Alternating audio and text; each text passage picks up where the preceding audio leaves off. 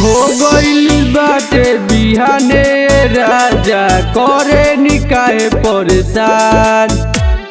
हो गइल बाटे बिहाने राजा करे निकाहे परेशान। देनी कमर में मोरा दर्द उठाई, देनी कमर में मोरा दर्द उठाई। दवाई जाके बाजारे से लाई ये राजा, जाके बाजारे से लाई। दवाई जाके बाजारे से लाई।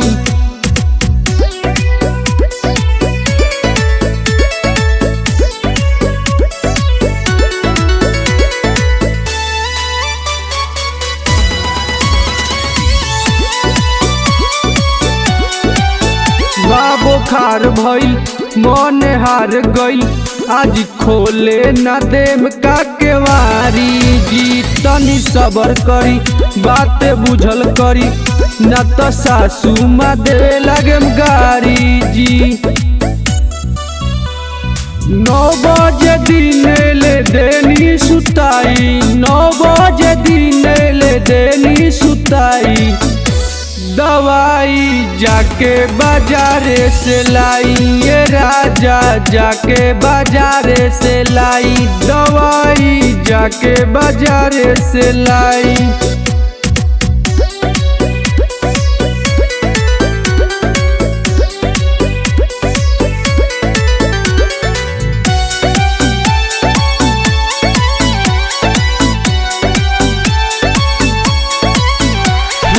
रात होई मुलाकात होई, सब साझे से होई तैयारी जी। ए सनोज पिया ना बुताई दिया, ना तो मन हमर हो जाई भारी जी। देखी ना बोलतिया मुर्गी चिल्लाई, देखी ना बोलतिया मुर्गी चिल्लाई। दवाई जाके बाजारे से लाई ये राजा, जाके बाजारे से लाई। दवाई जाके बाजारे से लाई।